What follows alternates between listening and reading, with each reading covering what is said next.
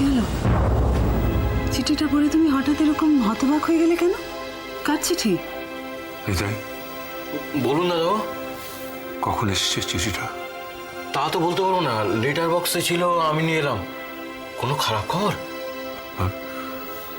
না, ঠিক আছে, তুমি যাও।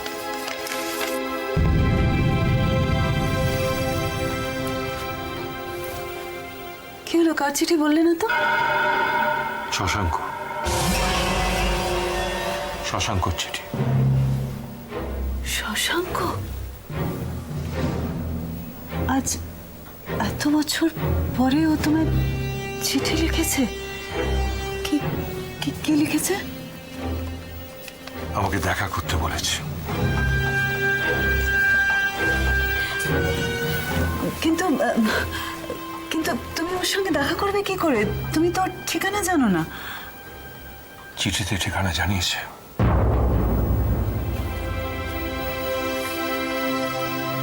আজ 17-18 বছর পরে ও তোমার সঙ্গে দেখা করতে চায়। কি কি কি ব্যাপার বলো তো? 17-18 বছর নয় শতপা, এক্স্যাক্টলি 20 বছর। 20 বছর ধরে ও কোথায় ছিল?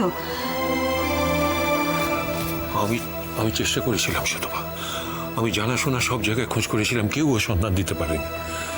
অথচ আজও নিজে চিঠি লিখে নিজের ঠিকানা জানিয়ে তোমার সঙ্গে দেখা করতে চায়।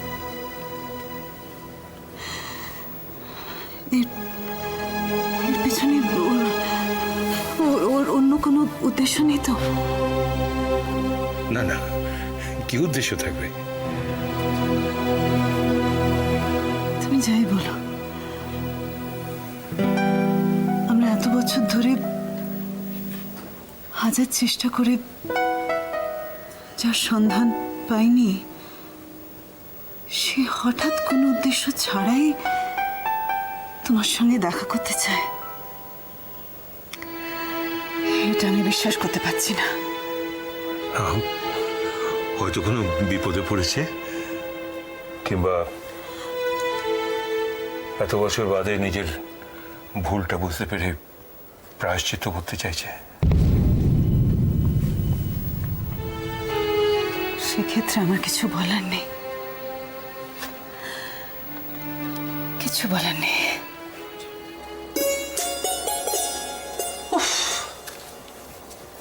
বলি, এই যে খবরের কাগজ পড়া হলো, এখনো মুখস্থ হয়নি? কি গো, দেখেছো আমার মাথাটা কিরকম গরম হয়ে যায়? দেখেছো আমি কার সঙ্গে কথা বলছি আমি সেটাই বুঝতে পারছি না। আচ্ছা ছোট, কাগজটাও পড়তে দিবি না? কিন্তু এই কিরকম কাণ্ড, তুমি বড় দেখিনি কথা বলবি না? হ্যাঁ, কি গো জেঠি, কি বলছে মা? বলছি তোমার বাবার কথা। দেখো না, আমি তাকে 14 বার একটা কথা জিজ্ঞেস করছি, তিনি কথার উত্তরই দিচ্ছেন না। এগুলো ভালো না। হাসিস না, জানিস তো, হাসিস না। তোমার খবরের কাগজ পড়া আমি দেখাচ্ছি, দাঁড়া। ধুর তোর খবরের কাগজ। কি হচ্ছে কি? কাগজটা বলছি তোমার সহ্য হচ্ছে না নাকি? আরে ভাইয়া, একটু কাগজটা বলছেন সেরকম আশ্চর্য ব্যাপার তো। হাসছিস কেন? আর বলিস না, ছোট পারেও বটে। দেখ ঠাকুরকে কিছুতেই কাগজটা পড়তে দেবে না। বৌদি, অত নরম নরম করে কথাটা বলো না তো। ঘরে বসে এই কাগজ পড়ার স্বাধীনতাটুকু পর্যন্ত আমার নেই। না, তোমার নেই। অত খবরের কাগজ পড়লে বাজারটাকে যাবে শুনি। বাজার যেতে হবে নাকি? আগে বলছিলাম যে ঘরে কিছু নেইটেই, মানে যদি কিছু থাকে তাই দিয়ে যদি চালিয়ে নিতে। মানে বুঝতেই পারছো তো জিনিসপত্রের যা দাম। যে শোনো, এই ঘরে যা আছে টাছে না, এই তাই দিয়ে যদি চালিয়ে টালিয়ে নেওয়া যেত না, তাহলে মতে তোমার কাছে আমি আসতাম না। ঠাকুরপো, আমি জানি তুমি রায়ের গয়নাগুলো ফেরত দেওয়ার জন্য টাকা জমাচ্ছ, কিন্তু ভাতের সঙ্গে একটা কিছু তো দিতে হয় বলো। ঠিক আছে বৌদি, তুমি ওরম করে বলো না, আমি যাচ্ছি। দাও দাদা, বাজারে ছোটটা দাও। থেকে বলছি যাও যাও যাও বিয়ে না করলে আর এই লোকটার হয় না।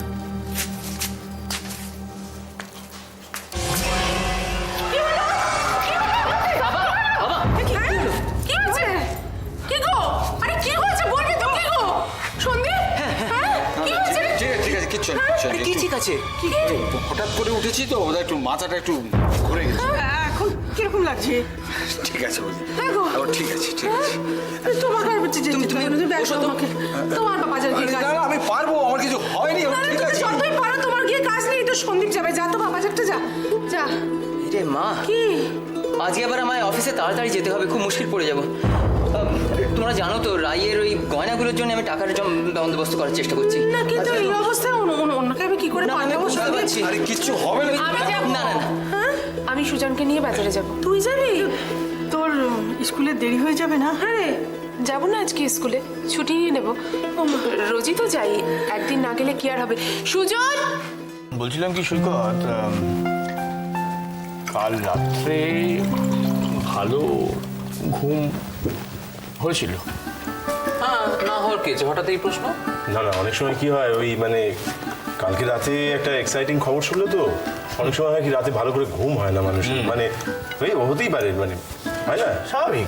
না সত্যি কথা যদি বলো, সামনেই বলি কি আছে, মানে প্রথম যখন দেখলাম না, তারপর থেকে বিয়ে হওয়ার আগের মুহূর্ত পর্যন্ত চোখ বন্ধ করলেই আমার মনির চোখটা ভেসে আসতো, আর চোখ খুলতে পারতাম না। কি যে বলছো? এক্সাইটিং উত্তেজনা, আমি তো কিছু বুঝতেই পারছি না। তুমি হ্যাঁ তাই তো কিচ্ছু বুঝতে পারছিস না তুই ঢং। এই দাদা, বাবা তো কাল তোর আশীর্বাদের কথা পুরো ফাইনাল করে এসছে। তারপর থেকে তোর বউকে তুই কবার ফোন করলি? খবর এই তোরা না, মানে কি কি আচ্ছা কি ব্যাপার বলো তো, দিদি জামাইবাবু এখন আসছেন না কেন? হ্যাঁ এই তো good morning. Good morning. Good morning. বাবার এত দেরি কেন? বাবা রেডি হয়নি এখনো? মানে উনি তো এরকম দেরি করেন না, কি ব্যাপার? কি শরীরটা খারাপ হয়েছে নাকি? শরীর ঠিক আছে, এক্ষুনি আসছি। ও তাই দাও, দেরি হয়ে যাচ্ছে। তাহলে ঘুমের ব্যাপারটা কি হলো? কিচ্ছু হয়নি, খাও মন দিয়ে। Good morning. এই তো গুড মর্নিং বাবা। গুড মর্নিং বাবা। Good morning. Sorry I am late. না শরীর ঠিক আছে তো, টেন্স লাগছে, কি ব্যাপার? না ঠিক আছে। জামাইবাবু আপনি বসুন, আমি এক্ষুনি ব্রেকফাস্টটা সার্ভ করে না দিচ্ছি। জানতে, তোমরা খাও, আমার সত্যি যেতে হবে। অন্তত ব্রেকফাস্টটা করে যাও। না সুতপা, সে সময় আমার নেই, I have to go. 5 minute লাগবে খেয়ে যেতে। বললাম তো জানতে, তোমরা খাও, আমি চলি। কি ব্যাপার বলো তো মা? কি হয়েছে বাবার? Any problem? গেল কোথায় এখন? ভীষণ টেন্স লাগছে, কিছু হয়েছে কি? আমি জানি না।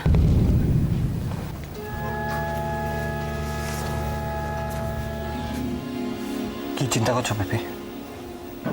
আমাদের চিন্তা করার তো কোনো একটাই বিষয়, আশা করি সেটা তুই ভালোই বুঝতে পারছিস। তুমি কি দোয়েলের কথা ভাবছো? যাক, বুঝতে পেরেছিস তাহলে। এই দোয়েলের বাড়াবাড়িটা আমার একদম সহ্য হচ্ছে না। একদম ঠিক বলেছ।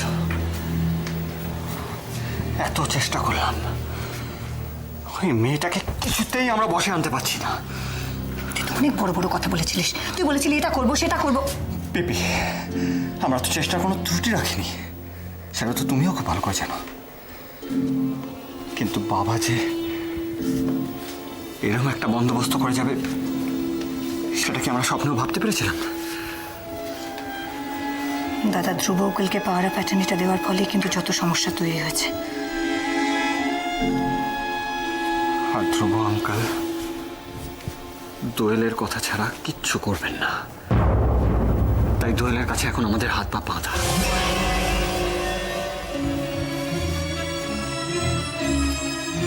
আর এই সময় দোয়েলের সাথে যদি কোনো অস্বাভাবিক ঘটনা ঘটে, তাহলে কিন্তু আমাদের বিপদ বাড়বে, বই কমবে না। কিন্তু যদি দোয়েলের সঙ্গে স্বাভাবিক ঘটনা ঘটে, তাহলে তো কারোর কিছু বলার থাকবে না। তাহলে তো কেউ সন্দেহ করতে পারবে না। তাহলে কি আমরা যেটা ঠিক করেছি সেটাই করব? আমি তো অনেকদিন ধরে এই কথাই বলছি। এখন তুই কি করবি সেটা তোর ব্যাপার। আফটার অল দোয়েল তো স্ত্রী। দলকে কেন কিভাবে বিয়ে করেছি সেটা তোমার চেয়ে বেশি ভালো করে কেউ জানে না বিপি। জানি, আমি দোয়েলকে এবারে বউ করে নিয়ে এসেছি। তখন কি জানতাম আজকে দোয়েলের এই রূপ দেখতে হবে আমাদের? যাকে যা হওয়ার তা তো হয়ে গেছে। এখন আমাদের হাতে আর বেশি সময় নেই। দোয়েল আমার সারাটা জীবন শেষ করে দিয়েছে। ওর জন্য আমি আমার সবকিছু হারিয়েছি, আমার ভালোবাসা, আমার সম্পত্তি, আমার টাকা পয়সা, সবকিছু। সূত্র, হাত দেরি করিস না। আমরা যেভাবে ভেবেছি সেভাবে সব বন্দোবস্ত করে ফেল।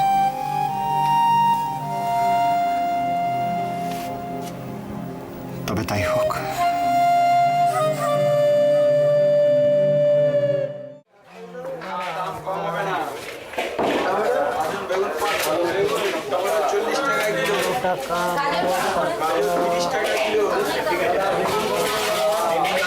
দাদা বেগুন কত? 15 টাকা। এই আর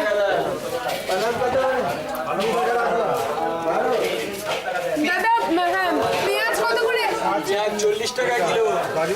বাবা, কিছুতেই তো হাত দেওয়া যাচ্ছে না রে, সব আকাশ ছোঁয়া দাম। কি কথা? পেঁয়াজের দাম নাকি 40 টাকা কিলো? তুই কি করবি বল, পেঁয়াজ তোকে কিনতেই হবে, পেঁয়াজ ছাড়া কোনো রান্না হয় না। কিন্তু ওর দিয়ে এর তো কোনো প্রতিকার নেই। আর দেখ, যত সমস্যা আমাদের মতো নিম্ন মধ্যবিত্ত পরিবারগুলো। সরকারি কর্মচারীদের মাইনেও যে হারে বাড়ছে, জিনিসপত্রের দামও সেই হারে বাড়ছে। ও দাদা, টমেটো কত? 40 টাকা কিলো। বাবা, এই যে এই ঝুড়িটা দে, ঝুড়িটা দে। এটা ঝুড়ি দে। আরে সুজন না? কি খবর? বাজার করতে এসছো বুঝি? হ্যাঁ, কিন্তু আপনাকে তো ঠিক চিনতে পারলে না তো? আমি তো তোমাদের পাড়া ক্লাবে প্রায় আড্ডা মারতে যাই। ও আচ্ছা, তা আপনি আমাকে কিভাবে চিনলেন? আসলে মানে একটা জিনিস জিজ্ঞেস করা। কি ব্যাপার বলুন তো? না, কিছু না, মানে ওই আপনাদের ছোট বোন কি যেন নাম? হ্যাঁ, আমার বোন রাই। কি হয়েছে বলুন?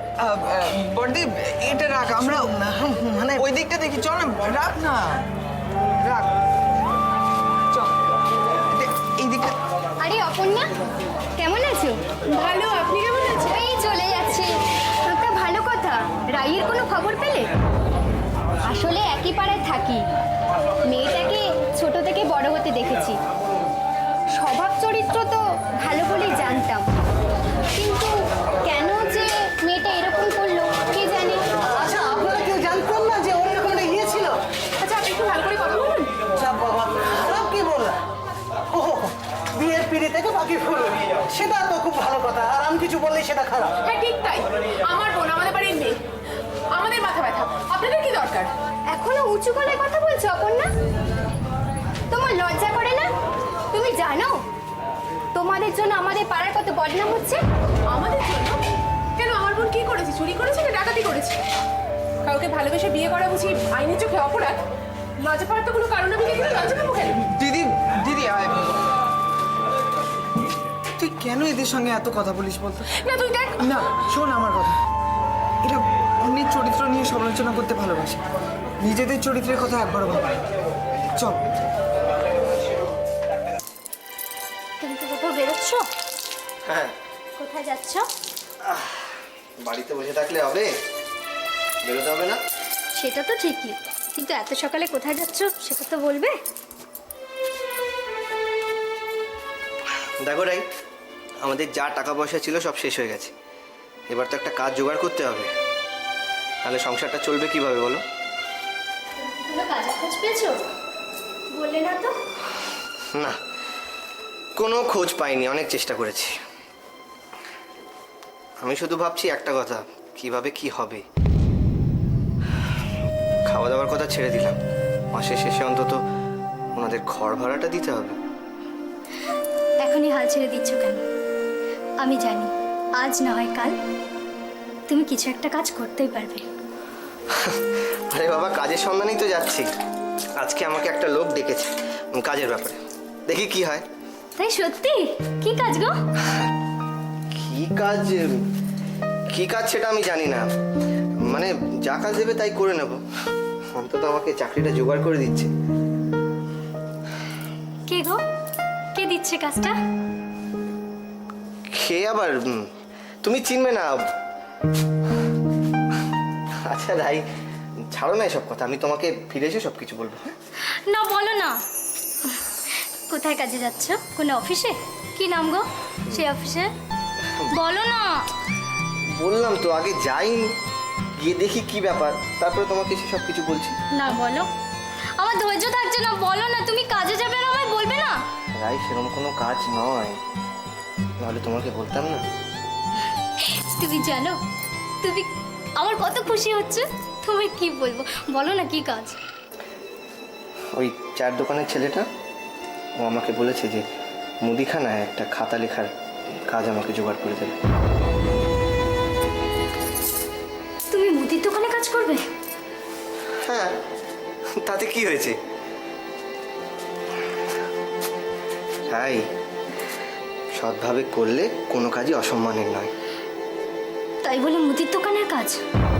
না, এত পড়াশোনা শিখে তুমি মুদির দোকানে কাজ করবে, এটা আমি কিছুতেই মানতে পারবো না।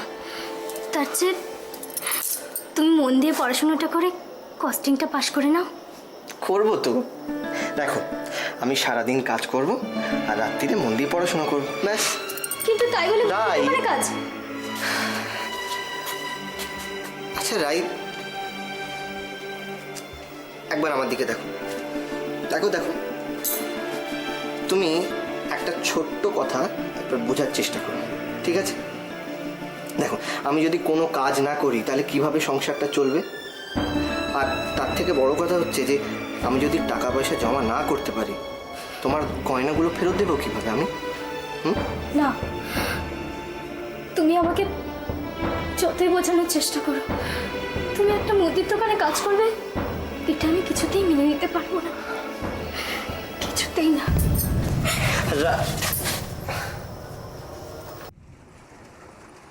আজ এত বছর বাদে হঠাৎ শশাঙ্কের এই চিঠিটা আমার সব ওলট পালট করে দিল। আমি তো ভাবতেই পারিনি যে ওর সঙ্গে আবার এতদিন পরে যোগাযোগ হবে। সত্যি বলতে আমি ওকে বলতেই বসেছিলাম। বুঝতে পারছি না ওর কি এমন দরকার থাকতে পারে, কেনই বা আমার সাথে দেখা করতে চাইছে। সবচেয়ে বড় সমস্যা, আমি ওর ফ্যামিলির কাউকে চিনি না।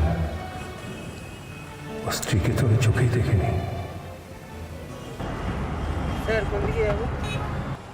ওই সামনের মোড়ের ডান দিকটা নেই।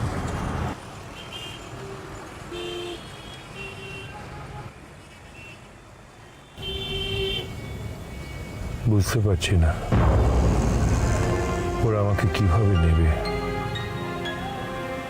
তাহলে কি শশাঙ্কের সঙ্গে দেখা করাটা উচিত হচ্ছে না? না না, তা কেন? একবার গিয়েই দেখি না, হয়তো ও কোনো বিপদে পড়েছে।